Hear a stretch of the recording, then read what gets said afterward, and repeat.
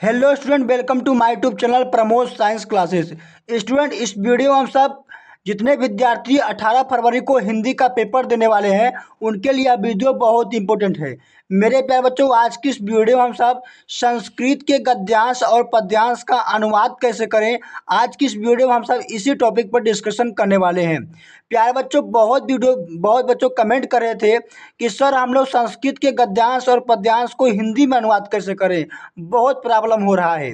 तो मेरे प्यारे बच्चों, आज की इस वीडियो में ऐसा ट्रिक बताने वाला हूं जिसके माध्यम से आपके बोर्ड एग्जाम में कोई भी संस्कृत का गद्यांश या फिर पद्यांश दे दिया जाए तो आप उसका हिंदी में अनुवाद बहुत ही आसानी तरीके से कर लेंगे। ठीक है, तो यहाँ पर देखिए हमारे पास एक क्लास 12 का पेपर है और सेम इसी प्रकार के से क्लास 10th में भी आप सभी को संस्कृत का गद्यांश दिया जाता है। ठीक है, और पद्यांश दिया जाता है, उसका भी आप सभी को हिंदी में अनुवाद करना होता है।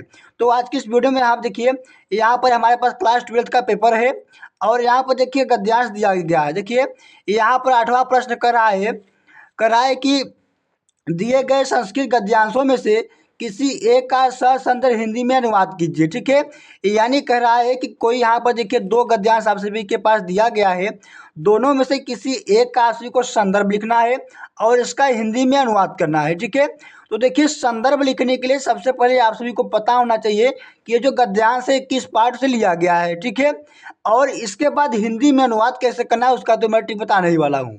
तो देखिए यहाँ पर सबसे पहले आप सभी को करना क्या है, यहाँ देखिए खंड क है, खंड ख में आप सभी का प्रश्न उत्तर संख्या 8 है। इसके बाद 8 का कौला है। तो सबसे पहले मेरे पास बच्चों आप सभी करना क्या है, प्रश्न उत्तर संख्या 8 डालना है आप सभी को अपने कॉपी में। ठीक है, इस तरीके से अपने बोर्ड एग्जाम की कॉपी में मेरे पास बच्चों आप सभी को यहाँ पर प्रश्न उत्तर संख्या 8 डालना है। लिखेंगे यहाँ पर प्रश्नोत्तर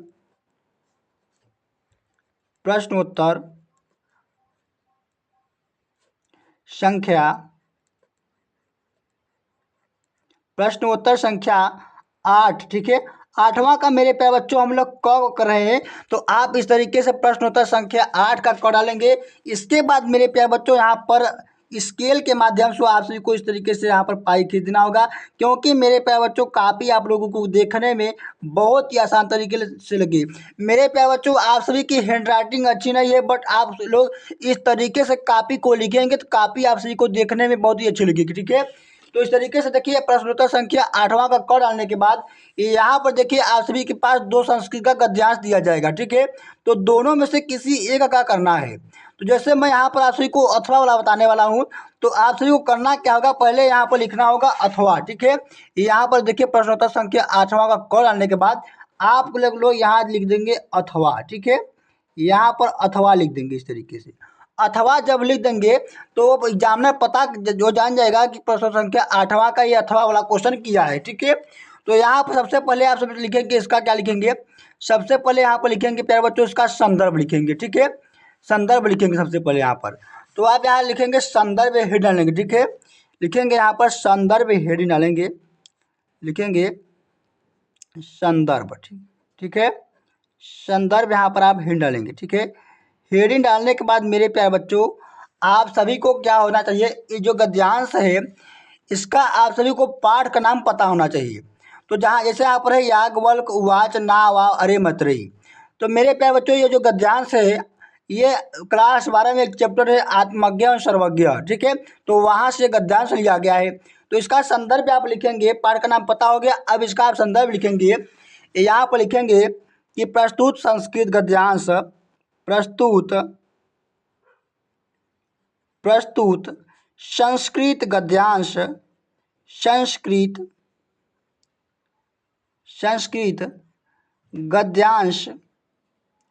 गद्यांश हमारी पाठ्य पुस्तक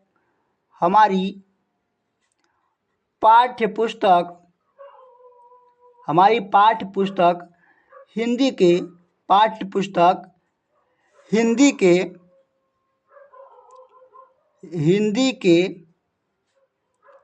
के संस्कृत खंड में संकलित, क्या लिखेंगे, संस्कृत खंड में। ठीक है, तो संस्कृत खंड आप सबको काले पेन से लिखना है। ठीक है, लिखेंगे यहाँ पर संस्कृत खंड। ठीक है, संस्कृत खंड। ठीक है, यहाँ पर लिखेंगे संस्कृत खंड। ठीक है, यहाँ पर लिखेंगे संस्कृत खंड के किस पाठ से लिया गया है? तो आत्मज्ञ एवं सर्वज्ञ, आत्मज्ञ, आत्मज्ञ एवं सर्वज्ञ, किस पाठ से? आत्मज्ञ एवं सर्वज्ञ पाठ से लिया गया है। ठीक है, सर्वज्ञ पाठ से संकलित है या फिर लिया गया है? पाठ से, पाठ से संकलित है। ठीक है, लिख देंगे संकलित है। इस तरीके से प्यारे बच्चों आप सभी को क्या करना है, इसका आप सभी को यहाँ पर लिख देना है इसका संदर्भ। ठीक है, संदर्भ लिखने के बाद प्यारे बच्चों अब क्या किया गया है, यहाँ पर देखिए संदर्भ मैंने लिख दिया यहाँ पर। अब इसका क्या करना है, आप सभी को हिंदी में अनुवाद करना है। तो आप यहाँ पर हेडिंग डालेंगे हिंदी में अनुवाद। ठीक है, दूसरी हेडिंग आपकी होनी चाहिए यहाँ पर हिंदी में अनुवाद, हिंदी, हिंदी में अनुवाद। ठीक है, हिंदी में अनुवाद, इस तरीके से आप क्या करेंगे, हेडिंग डालेंगे। हेडिंग डालने के बाद आप यहाँ पर चाहे तो स्केल के माध्यम से यहाँ पर एक पाई खींच देंगे, तो आपकी जो कॉपी है थोड़ा सा देखने में अच्छी लगने लगेगी, हेडिंग जो है देखने में अच्छी लगेगी। ठीक है, इसके बाद प्यारे बच्चों अब क्या करेंगे, आप सभी को यहाँ पर ट्रिक क्या लगाना है, ध्यान से समझिए। देखिए अब देखिए यहाँ पर है, देखिए यहाँ पर लिखा गया है कि याज्ञवल्क। ठीक है, क्या लिखा गया है, याज्ञवल्क उवाच ना वा अरे मैत्रेयी। अब इसमें देखिए याज्ञवल्क, देखिए अब ये जो संस्कृत है आपको इसे डायरेक्ट हिंदी में बदलना होगा। क्या करना होगा, डायरेक्ट हिंदी में बदलिए। जैसे याज्ञवल्क है तो यहाँ पर लिखेंगे याज्ञवल्क। तो आप याज्ञवल्क जो है उवाच का मतलब थोड़ा सा समझिए कि उवाच का मतलब यहाँ तक होता है बोला। ठीक है, और यहाँ पर मैत्रेयी है, मैत्रेयी मतलब अपने पत्नी से बोलेंगे। तो यहाँ लिखेंगे याज्ञवल्क अपने पत्नी से बोले, यहाँ पर टिका है। यहाँ पर लिखेंगे कि पत्यु माने पति हो गया, और काम्या माने कामना के लिए, प्रियो माने प्रिय। मतलब इसे आप क्या कीजिए सिर्फ हिंदी में बदलिए। तो काम्या माने कामना, पति यह पति हो गया, प्रियो माने प्रिय, और भवत का मतलब होता ही है। तो आप क्या करेंगे कि याज्ञवल्क अपने पत्नी से बोले कि पत्यु माने पत्नी के कामना के लिए पति प्रिय होते हैं। तो इस तरीके से क्या करेंगे, आपसे कोई हिंदी में इसका क्या करें, डायरेक्ट आप हिंदी में बदलिए। क्या मतलब होता है, कुछ मत कीजिए, आप डायरेक्ट इसे हिंदी में बदलिए। ठीक है, आज देखिए यहाँ पर लिखा है आत्मनस्तु, तो यहाँ पर लिखेंगे आत्मनम। वो कामया माने कामना के लिए, पति माने पति, प्रियो माने प्रिय, भवत माने होता है। तो आपको क्या करना है, डायरेक्ट इससे जो भी शब्द दिया गया है इसको डायरेक्ट आपको हिंदी में बदल देना है। तो इस तरीके से आप अब लिखेंगे कि याज्ञवल्क यानी अपनी पत्नी मैत्रेयी से बोले। ठीक है, तो यहाँ पर डायरेक्ट लिखिए, यहाँ पर याज्ञवल्क, याज्ञ, याज्ञवल्क, वल्क, याज्ञवल्क अपने पत्नी मैत्रेयी, क्या है, मैत्रेयी से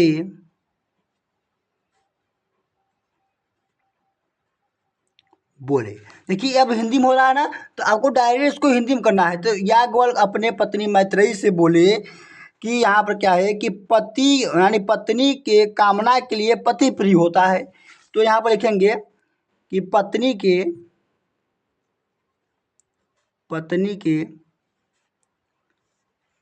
कामना के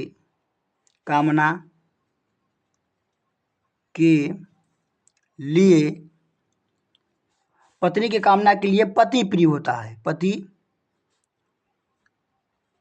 प्रिय होता है। देखिए अब इस तरीके से आपको क्या है, डायरेक्ट हिंदी में हम लोग बदल रहे हैं। ठीक है, अब देखिए क्या है यहाँ पर कि आत्मनस्त माने, आत्मनस्त देखिए आत्मना मतलब आत्म मतलब अपना होता है ना, आत्म मतलब अपना। तो अपने कामना के लिए पत्नी प्रिय होती है, तो आप लेंगे अपने कामना के लिए, कामना के लिए पत्नी प्रिय होती है। मेरे प्यारे बच्चों इस तरीके से क्या करना है, जितने भी यहाँ पर देखिए शब्द दिए गए हैं, यानी इस पेपर में जितने भी आप सभी को शब्द दिए गए हैं, सबको क्या करना हो, आपको डायरेक्ट हिंदी में बदलना है। क्या मतलब होता है इसका, हिंदी संस्कृत का हिंदी में क्या मतलब, कोई मतलब मत कीजिए। डायरेक्ट आपको जो यहाँ पर शब्द दिए गए हैं, डायरेक्ट आपको हिंदी में करके लिख देना है प्यारे बच्चों। कुछ अपने तरफ से शब्द जोड़कर लिख देना है। मेरे प्यारे बच्चों आप सभी को पूरा नंबर एग्जामिनर देगा।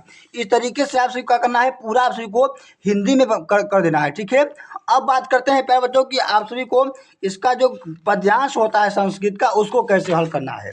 देखिए यहाँ पर आप सभी का जो प्रश्न 8वां का ख है, उसमें यहाँ पर देखिए करा है कि दिए गए श्लोकों में से किसी एक का सशब्द हिंदी में अनुवाद कीजिए।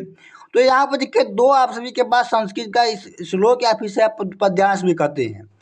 तो यहाँ पर दो आप सभी के पास क्या दिया गया है, संस्कृत का श्लोक यानी कि पद्यांश दिया गया है। तो दोनों में से किसी एक का आप सबका क्या करना है, इसका हिंदी में अनुवाद और संदर्भ लिखना है।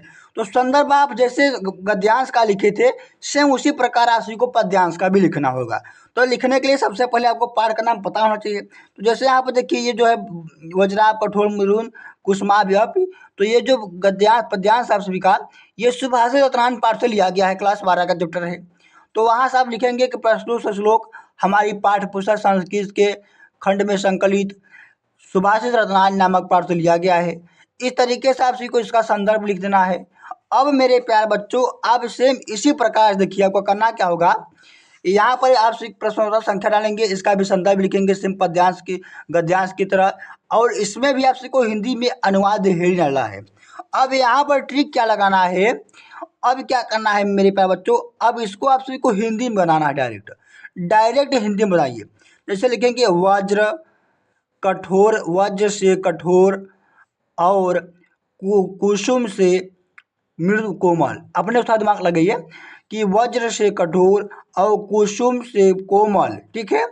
वज्र से कठोर और कुसुम से कोमल, लोकोक्तियों की चिंता को विज्ञान अर्हत होती है। मेरे प्यारे बच्चों सेम इसी तरीके से आप सभी को 2 से 3 लाइन में इसका आप सभी को व्याख्या कर देना है। सेम हिंदी में मेरे प्यारे बच्चों आप सभी करना है। इस तरीके से मेरे प्यारे बच्चों आप करते हो तो आपको पूरे अंक आप सभी को एग्जामिनर देगा मेरे प्यारे बच्चों। यही ट्रिक चाहे क्लास 12 में क्या पढ़ते हो, चाहे क्लास 12 चाहे 10th में या 12th में पढ़ते हो, यही ट्रिक आप सभी को आपके बोर्ड एग्जाम में लगा कर आना है। मेरे प्यारे बच्चों यदि आप इस तरीके से यही ट्रिक फॉलो करते हैं तो 100% मैं गारंटी लेता हूँ कि आप सभी को एग्जामिनर संस्कृत के गद्यांश पद्यांश में एक भी नंबर नहीं कटेगा, और मेरे प्यारे बच्चों आपको पूरे 7 में 7 नंबर यहाँ पर आपसे मिलते हैं। तो मेरे प्यारे बच्चों वीडियो आप सभी को अच्छी लगे तो वीडियो को लाइक एंड चैनल को सब्सक्राइब जरूर कर लीजिएगा। इसी तरीके से ये चैनल आपका बोर्ड एग्जाम तक हेल्प करने वाला है। तो धन्यवाद मेरे प्यारे बच्चों, मिलता हूँ अगली वीडियो में एक नए टॉपिक के साथ। जय हिंद।